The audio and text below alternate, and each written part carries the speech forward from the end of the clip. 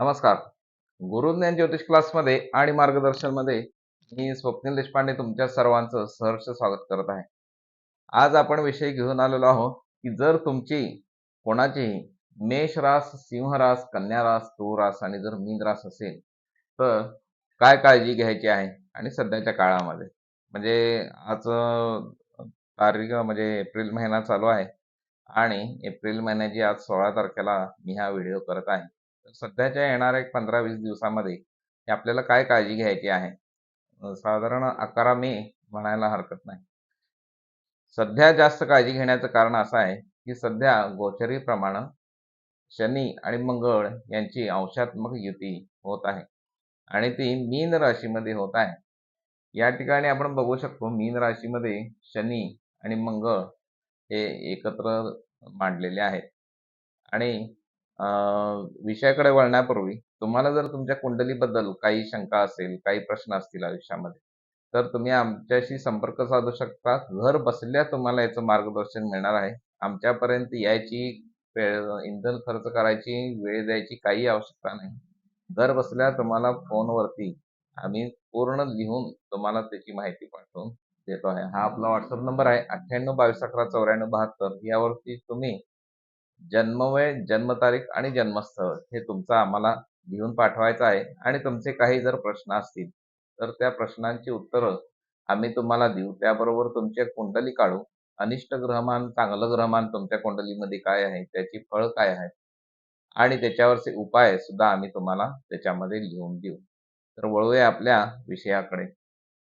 सध्या मीन राशीमध्ये मंगळ आणि शनी यांची युती चालू आहे आणि बुध, नेपच्यून हे सुद्धा मीन राशीमध्येच आहेत आणि आजच्या दिवसाला तर चंद्र, मंगळ, बुध, शनी आणि नेपच्यून हे एकूण 4 ग्रह एकत्र मीन राशीमध्ये आहेत.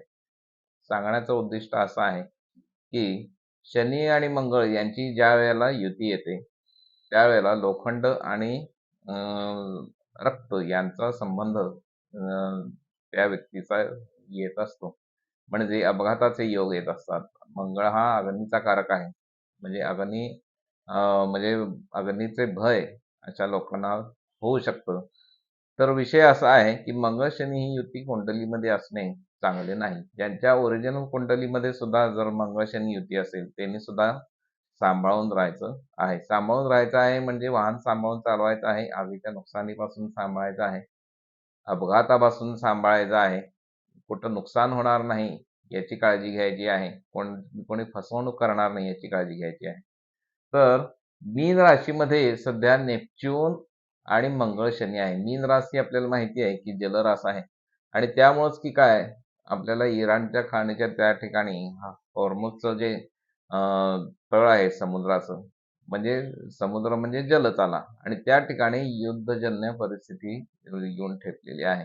कारण सगळ्या पृथ्वीचं म्हणजे सगळ्या जगाचं लक्ष निव्वळ त्या सामुद्रधुनीवरती केंद्रित झालेलं आहे. कारण तिथलं जर नाक दाबलं तर संपूर्ण जग बंद पडण्याची म्हणजे थांबण्याची ताकद त्या समुद्रधुनीमध्ये आहे, हॉर्मुझमध्ये आहे. आणि असं या राशीमध्ये ही शनी आणि मंगळाची युती होत आहे. म्हणजे त्या ठिकाणी युद्धजन्य परिस्थिती झालेली आहे. म्हणजे सुरंग पेरलेले आहेत ते सुद्धा इराणला आता कुठं पेरलेत हे सापडत नाहीये. म्हणजे जरी शस्त्रसंधी झाली असं म्हणतात, तरी सुद्धा ते पुरलेले सुरंग कुठं आहेत हे मात्र काही त्यांना अवगत होत नाहीये. तर मेष रास मेष राशीला ही युती कितवी येते आपण या ठिकाणी बघायची आहे. मेष रास इथे येते. मेष राशीपासून 12व्या स्थानामध्ये ही युती येते. 12वं स्थान हे खर्चाचं स्थान आहे. अ, अचानकपणे खर्च या गोष्टीमध्ये येऊ शकतात. अचानक खर्च आल्यामुळे काय होणार आहे, काय नुकसान होऊ शकतं. आगीपासून जपून राहायचं आहे. त्यानंतर सिंह राशीमध्ये सिंह रास बघायची आहे कितवी येते या ठिकाणी आणि कितव्या स्थानामध्ये ही युती होती बघायची आहे. 1 2 3 4 5 6 7 8 8व्या स्थानामध्ये सिंह राशीला ही युती येत आहे. 8व्या स्थानातली युती हे 8वं स्थान हे आपल्याला माहिती आहे की मृत्यूचं स्थान असतं. त्यामुळे या लोकांनी म्हणजे मृत्यू होणार आहे असं काही नाहीये. फक्त वाहन अत्यंत सांभाळूनही चालवायचं आहे. अग्नीपासून, स्फोटकापासून म्हणजे कुठलेही स्फोट सिलेंडर, गॅस सिलेंडर यापासून अत्यंत सांभाळून राहायचं सिंह राशीच्या लोकांनी आहे. कारण त्यांची अगोदरच अग्निरास आहे सिंह रास आणि त्यांनी यामध्ये विशेष काळजी घ्यायची आहे. सिंह राशीनंतर कन्या राशीमध्ये कन्या रास आपण बघायची आहे. बरोबर 7व्या स्थानामध्ये ही मंगळ शनी युती येत आहे आणि त्याच्याबरोबर बुध सुद्धा आहे मित्रांनो. त्यामुळे कुठले तरी बोलून एकमेकांशी बोलून गैरसमज होऊ शकतात. एकमेकांना बोलून हे शत्रुत्व वाढू शकतं आणि हे वाढलेलं शत्रुत्व टोकापर्यंत जाऊ शकतं. त्यामुळे भांडणापासून लोकांनी साधारण 11 मे पर्यंत तरी दूर राहायचं आहे. अगदी तू माझ्याकडे डोळे वटारून बघितलास म्हणून मी तुझा खून केला, अशी सुद्धा परिस्थिती यामध्ये उद्भवू शकते. तर कन्या राशीच्या 7व्या स्थानामध्ये मंगळ शनी युती येत आहे. 7वं स्थान हे वैवाहिक जीवनाचं स्थान आहे. त्यामुळे कन्या रास ज्यांची आहे त्यांनी वैवाहिक जीवन व्यवस्थित कसं साधारण महिनाभर तरी जाईल याची काळजी घ्यायची आहे. नाहीतर जोडीदाराशी वाद विकोपाला जाऊ शकतात. तूळ राशीला 6व्या स्थानावरती ही युती आहे. 6वं स्थान हे माहिती आहे नोकरीचं स्थान आहे. शत्रूंचं स्थान आहे. तर नोकरीच्या ठिकाणी तुमचे म्हणजे भांडणं होऊ शकतात. मनासारखी नोकरी तुम्हाला म्हणजे समाधान मिळू शकणार नाही आहे. त्याबरोबर शत्रू लोकं तुमच्याशी तुम्हाला त्रास देऊ शकतात. हे मात्र काळजी उष्णतेचा आजार तुम्हाला वाढू शकतो या दरम्यानच्या काळामध्ये.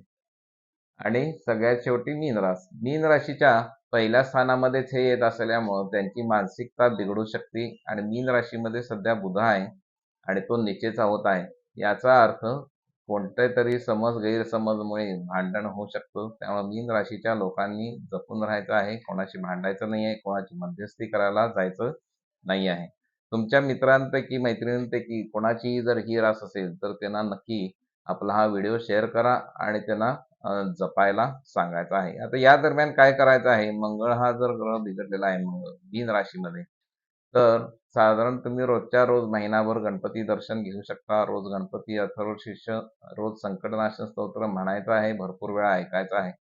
जमल्यास अष्टविनायक यात्रा सुद्धा तुम्ही जर करून आलात तर नक्कीच तुम्हाला या गोष्टींचा फायदा होईल. व्हिडिओ आवडला असेल तर लाईक, शेअर, सबस्क्राईब करायला नक्कीच विसरू नका आणि तुम्हाला तुमच्या कुंडलीबद्दल काही प्रश्न असू देत आम्हाला या ठिकाणी WhatsAppला पाठवून देऊ शकता.